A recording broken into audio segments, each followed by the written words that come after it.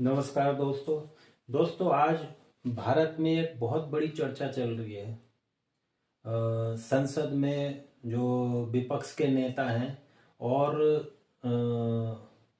Leader of opposition Shri Rahul Gandhi ji चर्चाओं में हैं। अब वो हमेशा चर्चा में ही रहते हैं, ऐसा तो नहीं है कि वो चर्चा में नहीं रहते, हमेशा किसी न किसी बात को लेके चर्चा में रहते हैं, अपने एग्रेशन के लिए, अपनी पर्सनैलिटी के लिए, अपने पॉलिटिकल स्टंट के लिए, सबके लिए वो चर्चा में रहते हैं। लेकिन आजकल बहुत चर्चाओं में है। तो हमारा आज का जो विषय है दोस्तों, राहुल गांधी जी की कुंडली देखकर उनकी समीक्षा करने का है। और हम सबसे पहले समीक्षा जो करते हैं उनकी कुंडली की, हम उनकी शादी को लेके करना चाहते हैं, क्योंकि शादी को लेके पूरे भारतवर्ष में ही नहीं, विदेशों तक में भी इस बात की एक चर्चा रहती है कि राहुल गांधी ने अभी तक शादी नहीं की है और क्यों नहीं की है, क्या ऐसा उसके पीछे रीजन है। तो हम इस रीजन को कुंडली के माध्यम से जानने की कोशिश कर रहे हैं। तो दोस्तों, इससे पहले कि हम शुरू करें, हम आपसे अपील करते हैं कि हमारे इस चैनल एस्ट्रो मैजिक यूके को आप सब्सक्राइब करिए और लाइक करिए और ज़्यादा से ज़्यादा शेयर करिए, ताकि राहुल गांधी जी के पास भी ये पहुंच जाए। नहीं तो उनके किसी खास के पास तो पहुंच जाए कि वो अपना वीडियो दिखाएं और वो इस बारे में भी सोचें। तो हम यहाँ बात करते हैं उनकी शादी की। तो उनकी शादी के लिए सबसे पहले कुंडली की ज़रूरत है। तो हमें जो कुंडली मिली है राहुल गांधी जी, तो ये तुला लग्न की कुंडली उनकी मिली है। तो तुला लग्न में गुरु बैठे हैं और तीसरे हाउस में चंद्रमा बैठे हैं और पांचवें में राहु है और छठे में शनि है और बुध आठवें में है और नौ वाले में मंगल सूर्य और 10वें में शुक्र और 11वें में केतु बैठे हैं। तो एक बात तो यहाँ पे निश्चित हो जाती है कि शनि देव 7वें हाउस में बैठे हैं। तो 7वां हाउस शादी का होता है। अब शादी का हाउस जिसमें शनि देव बैठ गए, और शनि देव किस में बैठे हैं? मेष राशि में बैठे हैं। तो मेष राशि में जो शनि देव होते हैं वो नीच के कहलाते हैं। तो यहाँ पर एक पुरानी एस्ट्रोलॉजी की एक पुरानी कहावत होती है, क्योंकि शनि नीच के हो गए हैं और शनि शादी की जगह पर बैठे हैं, तो ये इतना तो बताते हैं कि शादी बहुत लेट होगी। लेकिन शनि जहाँ बैठे होते हैं उसका मतलब ये नहीं होता कि वहाँ नहीं लग जाए, क्योंकि शादी जरूर होगी। क्यों? शनि एक निश्चितता के ग्रह होते हैं, देर उनके पास होती है लेकिन अंधेर नहीं होती है। तो हम समझते हैं कि शादी होगी, हमारा मानना है। अब इसमें अगर वो शनि को यूटिलाइज करते हैं, शनि को अच्छे से करते हैं, क्योंकि ये मेष राशि के हैं, तो मेष राशि के हिसाब से अगर करते हैं तो बहुत अच्छा उनके लिए हो जाएगा, शादी के लिए खुलेगा। अब हम बात ये कर रहे हैं कि शादी होगी नहीं होगी, क्या इसकी प्रेडिक्शन हो सकती है। तो इसके लिए हम भृगुनंदी नाड़ी का प्रयोग करते हैं। भृगुनंदी नाड़ी में बहुत चीज़ें स्पष्ट होती हैं। वैसे तो ज्योतिष की बहुत सारी विधाएं हैं और सारी विधाएं अपने आप में अल्टीमेट होती हैं, सबकी अपनी अपनी स्पेशलिटी होती है। तो हम यहाँ भृगुनंदी नाड़ी को भी लेके चलते हैं, उसके अनुसार करते हैं। तो दोस्तों, हमने भृगुनंदी नाड़ी के हिसाब से इनकी एक डायरेक्शनल चार्ट बनाया। तो डायरेक्शनल चार्ट में हम देखते हैं शुक्र यहाँ बैठे हैं और चंद्र केतु और शनि यहाँ है, बुध यहाँ है, गुरु चूंकि रेट्रो है तो गुरु इधर की तरफ जा रहे हैं, यहाँ भी होंगे और यहाँ भी होंगे। तो गुरु सूर्य राहु और मंगल ये एक साथ हो रहे हैं। तो ये क्या बताते हैं? सबसे पहले हम इनके खुद की बात करते हैं। तो राहुल गांधी जी, चूंकि भृगुनंदी नाड़ी की बात हो रही, तो गुरु एक जातक होते हैं, जीव कारक हैं, और वैसे भी फर्स्ट हाउस में तो गुरु जातक हुए। तो ये गुरु हैं, गुरु किस तरफ जा रहे हैं? सूर्य की तरफ जा रहे हैं। तो इसका मतलब क्या है कि सूर्य का मतलब चमकना। तो इतना तो निश्चित है कि राहुल गांधी जी पूरे देश ही नहीं, पूरे वर्ल्ड में अपनी पहचान रखते हैं, प्रसिद्धि रखते हैं, नेम फेम रखते हैं। और उसके बाद इनका जो है ना, बीच में राहु आ जाते हैं और फिर मंगल आ जाते हैं। राहु मंगल जो मिलते हैं, राहु मंगल मिलके एक ऐसा योग बनाते हैं जिसमें वो एक पर्सनैलिटी वाला योग बनता है। तो वो टेक्निकल भी है, क्योंकि टेक्निकल नॉलेज मंगल है, और राहु एडवांस टेक्नोलॉजी है। तो एडवांस टेक्नोलॉजी में और टेक्नोलॉजी में वो बहुत फिट हैं। और मंगल साथ में राहु के जुड़ जाते हैं तो फिजिकली बहुत फिट है, उनको जिम करना ये सब कुछ करना बहुत पसंद है, और आप जानते भी हैं डोले सोले सब बना के बिल्कुल फिट है, और हर एक काम में वो एक्सपर्ट हैं। वो तैराकी भी बहुत अच्छी कर लेते हैं, वो टेक्निकल काम भी बहुत अच्छा कर लेते हैं, उनके अंदर एनर्जी भी इतनी है कि वो हजारों किलोमीटर की यात्रा भी वो कर लेते हैं। जबकि कहा जाता है विपक्ष की तरफ से कि युवराज हैं और कुछ भी वो एक पॉलिटिकल बयान होते हैं, लेकिन ये उनकी तारीफ की बात है कि उन्होंने अपनी एनर्जी बहुत दिखाई है और सब उस एनर्जी को जानते हैं, और धीरे धीरे वो सब समझ रहे हैं कि हाँ उनके अंदर बहुत एनर्जी और नॉलेज है। अब हम बात करते हैं, जब शादी की बात होती है तो दोस्तों शादी के लिए जो एस्ट्रोलॉजी में 10 सूत्र लगभग हैं, तो उन सूत्रों के हिसाब से हमने ये चेक करने की कोशिश की है कि उनकी शादी का क्या योग बनता है। तो दोस्तों उन 10 सूत्रों में से कम 5 सूत्र में से वो उनकी कुंडली मना कर रही है और 5 कुंडलियों में यस कर रही है, तो इसका मतलब 50-50 हो जाता है। इसी तरह शादी होने वाली जो सूत्र हैं उन 4 सूत्रों में 2 में उनको निराशा लग रही है और 2 में उनकी एक आशा जग रही है।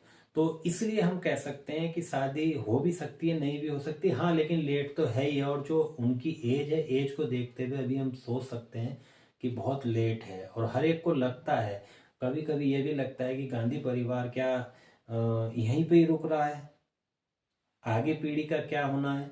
तो बहुत बड़ी बात है और शादी करनी चाहिए। अब हम यही बताने की कोशिश कर रहे हैं कि उनको शादी कैसे हो सकती है और करने से उनको क्या लाभ मिलना है, क्या है, ये सारी चीजें हम बात करें। सबसे पहले हम बात करते हैं कि शुक्र यहाँ पे 10वें हाउस में बैठे हैं। तो 10वां हाउस जो होता है वो स्टेटस का होता है, राजनीति का भी होता है, स्टेटस का भी होता है। तो गुरु से 10वां हाउस जिसमें शुक्र बैठे हैं, तो इसका मतलब साफ है कि पत्नी अगर उनके जीवन में आती है तो ये उनकी पार्टी वाले और राहुल गांधी जी अगर सुने तो ध्यान दें कि अगर पत्नी उनके जीवन में आती है तो उनका स्टेटस बहुत बढ़ जाएगा, राजनीतिक रूप से भी और पर्सनल भी उनका बहुत अच्छा स्टेटस बन जाएगा। तो इसलिए हमारी एक सलाह है कि उनको शादी अब कर लेनी चाहिए। अब हम दूसरी बात कहते हैं कि एक सूत्र है, गुरु से जब शुक्र चौथे, छठे और 8वें और 10वें भाव में जब होते हैं शुक्र, तो शादी नहीं होती। शादी को मतलब निश्चित नहीं कहा जा सकता, 90% लगभग नहीं होती है, 10% ही उसमें संभावना होती है। और संभावना भी कब होगी, जब वो 10th हाउस का काम अगर करेंगे, शुक्र के हिसाब से मेंटेन करेंगे, थोड़ी मेहनत उसमें एक्स्ट्रा करनी पड़ेगी, तो वो नहीं होती है। तो हमने नहीं वाली बात की है। लेकिन अब हम अगर होने वाली बात पे आ जाएं, तो होने वाली बात के लिए कहीं भी ऐसा निगेशन नहीं लगता है कि शादी नहीं होगी।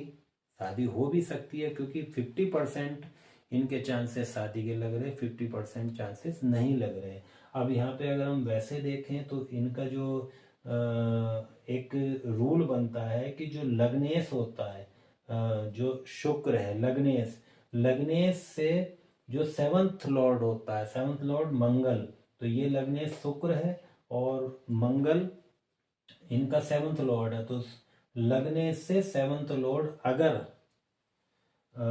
इनको 4, 6, 8 बार 8 को छोड़ के, 8 और 10 को छोड़ के अगर किसी हाउस में बैठता है तो वो शादी यस होती है। तो इनका जो मंगल बैठा है वो लगने से 9th में बैठा है, तो हाँ, और ये शुक्र से 12वें में बैठा, तो यहाँ पे वो यस कर रहा है कि शादी हो जाएगी।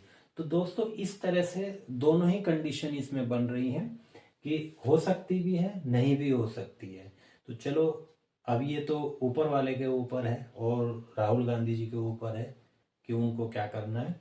अब हम बता रहे हैं कि समय की बात कर रहे हैं। तो हम अगर गोचर की बात करें तो शनि या 12वीं राशि मीन राशि में 6ठे हाउस में है, और राहु राहु को क्रॉस कर रहे हैं, केतु केतु को क्रॉस कर रहे हैं, और गुरु यहाँ मंगल को क्रॉस कर रहा है। तो अब हम इसमें ये बता रहे हैं प्रिडिक्शन कि जब शनि यहाँ पे क्रॉस कर रहे हैं तो जो ये ट्राइन है 4, 8, 12, तो इसमें जब शनि आ रहे हैं तो शनि शुक्र को क्रॉस कर रहे हैं। तो यहाँ पे ये प्रेडिक्शन बहुत अच्छी हो जाती है, ध्यान देने वाली है, क्योंकि ये समय उनकी शादी के लिए सूटेबल आ रहा है। हाँ बिल्कुल, जरूर ध्यान दीजिए कि ये समय उनकी शादी के लिए आ रहा है, क्योंकि शनि शनि होते कर्म, इवेंट, किसी भी इवेंट को करने के लिए, कर्म करने के लिए जो जरूरी होते हैं वो शनि बहुत जरूरी होते हैं। तो ये शनि शुक्र को क्रॉस कर रहे हैं, मतलब शुक्र के ऊपर ट्रांजिट करने जा रहे हैं। तो शनि जब यहाँ ट्रांजिट करेंगे और शुक्र के पास में ही है, तो शुक्र का मतलब शादी होता है, तो शादी होने की पूरी संभावना है, वो दे रहे हैं, मतलब वो एक संदेश दे रहे हैं कि इस समय कर सकते हैं। और ये कब हो जाएगी, क्योंकि गुरु यहाँ पे तीसरी राशि में है, मिथुन राशि में, और मिथुन राशि के बाद यहाँ पे 2 जून के बाद वो शुक्र से मिल जाएंगे। तो अब 2 जून के बाद जो चलेगी ना, एक स्थिति चलेगी, क्योंकि शुक्र से शनि भी क्रॉस कर रहे हैं और इधर गुरु भी वहां पहुंच रहे हैं, गुरु उच्च वाले पहुंच रहे हैं, क्योंकि चौथी राशि में गुरु उच्च के हो जाते हैं, कर्क राशि में। तो गुरु यहाँ उच्च के हो जाएंगे और शनि यहाँ ऑलरेडी क्रॉस कर रहे हैं शुक्र को। तो ये बिल्कुल साफ एक इंडिकेशन मिल रहा है कि शादी कर लेनी चाहिए और हो जाएगी, अगर वो प्रयास करते हैं। 2 जून के बाद अगर वो प्रयास करते हैं, अभी से तैयारी करें और 2 जून के बाद पूरे देश को चौंका दें। अगर वो ये प्रयास करते हैं तो उनकी शादी हो सकती है। मैं समझता हूँ 99% हो जाएगी, क्योंकि जो ये ट्रांजिट बता रहा है, इस ट्रांजिट के अनुसार हो सकती है। तो मैं अपील करूँगा, अगर ये वीडियो वहाँ तक पहुँच जाती है, आप ज़्यादा से ज़्यादा शेयर करिए, तो ये जरूर हो सकता है। अब इसके बाद हम बात करते हैं इनकी ओवरऑल कुंडली के लिए। तो सिंह राशि में इनका केतु बैठा, सिंह राशि में जब केतु बैठा होता है, वो अभी भी ट्रांजिट वाला भी सिंह राशि में ही केतु बैठा, और इनका लग्न चार्ट का भी केतु वहीं बैठा। तो केतु जो है ना, एक कीर्ति योग बनाता है, अगर वो सही से काम करते हैं, श्रद्धा से काम करते हैं। और केतु बैठा कहाँ है, ये 11वें हाउस में। 11वां हाउस समाज का होता है, सामाजिक।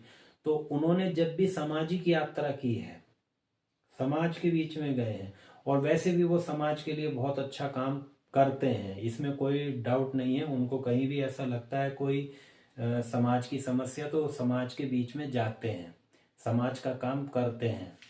और उनका जो शनि है केतु के साथ है, तो ये क्या कह रहा है कि उनकी जो वर्किंग होनी है, उनका जो कर्म है, वो केतु के अनुसार होना चाहिए, मतलब निस्वार्थ होना चाहिए, त्याग करने वाला होना चाहिए। उनको उनको साम दाम दंड भेद अपनाने की जरूरत नहीं पड़ेगी। और वो है भी, वो अपने एक नेचुरल, केतु का मतलब नेचर है, तो वो एक नेचुरल अपना लुक रखते हैं। उनको फर्क नहीं पड़ता कि मैं कैसा दिख रहा हूँ। वो यात्रा पे निकले, उनकी दाढ़ी बड़ी बड़ी हो रही है, उनको कोई फर्क नहीं पड़ता है। वो अपने संसद में आ रहे हैं, तो उनको फर्क नहीं पड़ता है कि मुझे नेताओं की तरह ये कुर्ता वाइट पहनना चाहिए, ये पहनना चाहिए। वो अपनी टी शर्ट और अपने ट्राउजर वगैरह पहन के आ जाते, क्योंकि वो नेचर उनकी ऐसी है, क्योंकि शनि केतु के साथ है, नेचुरल है। और चंद्रमा जब साथ में हो जाता है तो और यात्रा आ जाता है, नेचुरल जगह पे यात्रा करना। इसीलिए आपने देखा होगा कि वो कहीं भी जाते हैं तो बीच में, नेचर के बीच में जरूर चले जाते हैं, कभी समुद्र में अपना चले गए, कभी कहीं चले गए। तो वो ये काम करते हैं, बहुत अच्छा काम करते हैं। और चंद्रमा का मतलब यात्रा है, तो शनि उनका बहुत अच्छा हो जाएगा। कब हो जाएगा, क्योंकि केतु यहाँ 11वें हाउस में बैठे हैं। तो समाज के बीच में अगर वो यात्रा करते हैं, तो वो प्रॉपर अगर समाज के बीच में यात्रा करते रहेंगे, तो उनका शनि बहुत अच्छा बन जाएगा और केतु बहुत अच्छा हो जाएगा। और केतु जब अच्छा हो जाएगा तो सिंह राशि में है, सूर्य से अटैच है, इसका मतलब उनके सूर्य का जो रिजल्ट है वो केतु दे रहे हैं। तो उनको चमकने से कोई नहीं रोक सकता, गद्दी पे जाने से कोई नहीं रोक सकता। ये प्रेडिक्शन इनकी बन जाएगी, यदि ये बराबर यात्राएं करते रहे। ये बहुत बड़ी बात है। और दोस्तों, अब हम केतु और चंद्रमा की बात जब कर रहे हैं, तो चंद्रमा और केतु जब मिलते हैं तो ये एक ऐसा योग बनाते हैं जो उनके पास एक टैलेंट है, नेचुरल टैलेंट। क्योंकि केतु एक आपका पूर्व जन्म का टैलेंट होता है, चाहे वो अपने कुल से कैसे भी आया हुआ है। और कुल से आया हुआ है जब शनि वो सूर्य की राशि में है, कुल से आया हुआ है। क्या टैलेंट है कि एक बहुत बड़े हीलर होते हैं, चंद्र केतु वाले हीलर होते हैं। और जब शनि आ जाते हैं तो उनका कर्म हो गया हील करना। और इसीलिए आपने कई बार ऐसा देखा होगा कि जो लोग परेशान होते हैं, जो लोग कहीं भी किसी तरह से कहीं इमोशनली परेशान हो रहे हैं, क्योंकि चंद्रमा है तो इमोशनली परेशान होने वाले व्यक्तियों के पास वे निस्वार्थ जाके उनकी हेल्प करते हैं। चाहे आप उसको निर्भया वाले मामले में देख लीजिए, चाहे वो एक जो जूते वाले थे उनको देख लीजिए, और लॉकडाउन में देख लीजिए फुटपाथ पर बैठे हुए, मतलब कहीं भी आप देखेंगे वो इस तरह के क्रियाकलाप में शामिल हो जाते हैं, क्योंकि ये उनका नेचुरल टैलेंट है और वो अच्छा भी है। जितना वो इस तरह से करेंगे उनका शनि निखरेगा। शनि लॉन्जिविटी भी होता है, आयु भी होता है। तो जितना वो केतु का काम करेंगे और यात्रा का काम करेंगे तो उनकी आयु बढ़ेगी। अब हम बात करते हैं चंद्रमा की। तो चंद्रमा माता भी है। चंद्रमा भृगुनंदी नाड़ी के अनुसार बोला जाता है कि माता भी है और बहन भी है। तो आप देखेंगे चंद्रमा केतु शनि, इसका मतलब साफ है कि जो माता जी है, माता जी एक प्रोफेशनल रही है। शनि प्रोफेशन है, प्रोफेशनल है, कर्म है, और लॉन्जिविटी भी है। तो आयु उनकी माता जी की बहुत अच्छी है। और क्यों अच्छी है, अब हम ये भी बता रहे हैं क्यों अच्छी है। क्योंकि केतु बीच में बैठा है। केतु का मतलब होता है त्याग, श्रद्धा, कल्चर। तो आपने एक बात जरूर देखी होगी श्री सोनिया जी के बारे में, कि भले ही वो विदेश में रहने वाली हो लेकिन वो इंडियन कल्चर को फॉलो करती हैं। वो कभी भी आपको विदेशी कल्चर में नहीं मिलेंगी। हमेशा एक सादगी में और साड़ी पहने हुए बहुत अच्छे से रहती हैं। और दूसरा, केतु का मतलब त्याग है, तो वह त्यागी भी बहुत बड़ी हैं। त्याग तो किया है, पति का त्याग करना पड़ा, उसके अलावा भी वो एक प्रधानमंत्री बनने योग्य थी। और एक ऐसी स्थिति थी कि उनको कोई भी नहीं रोक सकता था, लेकिन उसके बाद भी उन्होंने अपनी प्रधानमंत्री पद की जो कुर्सी थी उसको श्री मनमोहन जी को दे दिया, त्याग कर दिया। क्योंकि उन पर एक सवाल ये उठ रहा था कि विदेशी महिला प्रधानमंत्री कैसे बनेगी। तो उनके मन को थोड़ा ऐसा लगा और उन्होंने वो त्याग कर दिया। जबकि मैं एक पॉलिटिकल बयान नहीं दे रहा हूँ, आप खुद समझ सकते हैं कि जहाँ पे एक कुर्सी लेने के लिए खरीद फरोख्त होती है, साम दान दंड भेद पता नहीं क्या क्या अपनाए जाते हैं, लेकिन कुर्सी नहीं जानी चाहिए। ऐसी जगह पे जिसको कुर्सी सामने रखी हो और कोई अड़चन ना हो, वो कुर्सी त्याग रहा है, तो वो एक छोटी बात नहीं होती, बहुत बड़ी बात होती है। तो वास्तव में वो बहुत बड़ी त्यागी हैं। और केतु का मतलब होता है मेडल भी होता है और कीर्ति होता है। तो उनकी कीर्ति पूरे विश्व में बनी है। उनको एक सबसे मजबूत महिला का एक खिताब भी उनको दिया गया है। तो ये प्रेडिक्शन बता रहा हूँ दोस्तों। ऐसे ही चंद्रमा बेटी भी है, मतलब बेटी भी होती है, और चंद्रमा बहन भी होती है, बड़ी बहन। तो ये प्रियंका जी पे भी प्रेडिक्शन लगती है। प्रियंका जी भी अपनी माता जी की तरह ही हैं, वो भी त्यागी हैं। और अब वो पॉलिटिक्स में आई हैं, तो आप देखना भविष्य में वो भी एक यश कीर्ति को प्राप्त करेंगी, क्योंकि उनके पास भी केतु की पावर है। तो दोस्तों, यहाँ पे मैं कहना चाह रहा हूँ कि ये सारी कुंडली, अब पूरी कुंडली को अगर हम करते हैं तो बहुत समय लग जाता है। हमने एक मोटी मोटी बात कही है कि इस पे इनको ध्यान देने की जरूरत है। किस चीज पे ध्यान देने की जरूरत है? सबसे पहले शनि पे ध्यान देने की जरूरत है शादी के लिए, क्योंकि 7वें हाउस में बैठे हैं। तो शनि नीच के हैं मेष राशि में। तो मेष राशि जो होती है वो HOD की होती है, अथॉरिटी की होती है, IAS PCS मतलब एक एडमिनिस्ट्रेशन की होती है। तो अब राहुल गांधी को एक एडमिनिस्ट्रेटिव जो पोजीशन है वो लेने की ज़रूरत है। तो जहाँ वैसे तो वो एक LOP हैं, वो भी एक पद है और उनके नीचे बहुत सारे हैं, तो ये शनि उनका बहुत अच्छा काम कर रहा है। तो उस हिसाब से अगर वो चाहें तो बहुत अच्छा योग बना हुआ है, वो शादी कर सकते हैं और शादी करेंगे तो उनको बहुत बड़ा फायदा होने वाला है, क्योंकि शादी होने के बाद उनका स्टेटस बहुत ज़्यादा बढ़ जाएगा, क्योंकि 10th हाउस में शुक्र बैठा है। और दूसरी बात यह है कि कर्क राशि में शुक्र बैठा, तो कर्क राशि जो होती है वो मदर केयर की होती है, असेंशियल प्रोवाइडर की होती है। तो जो पत्नी उनके पास आएगी वो उनकी केयर करने वाली होगी, वो उनकी आवश्यकताओं को पूरा करने के लिए तैयार रहेंगी, वो गुण उनके अंदर अपने आप ही होगा। उनको बहुत चीज़ें कर्क राशि आपकी जितनी भी ज़रूरतें होती हैं वो पूरा करने के लिए, मन के सुख के लिए भी होती है, तो ये सारी चीज़ें पूरी करेंगी। तो दोस्तों बाकी बहुत समय हो जाएगा, आप भी बोर हो जाएंगे, इसलिए मैं अपनी इस कार्यक्रम को यहीं पे रोकता हूँ।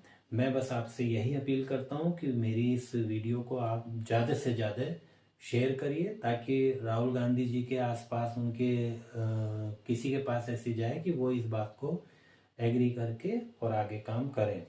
अब इसी क्रम में हम अगली जो वीडियो बनाएंगे केजरीवाल जी के ऊपर बनाएंगे, वो भी बहुत इंटरेस्टिंग होगी। धन्यवाद।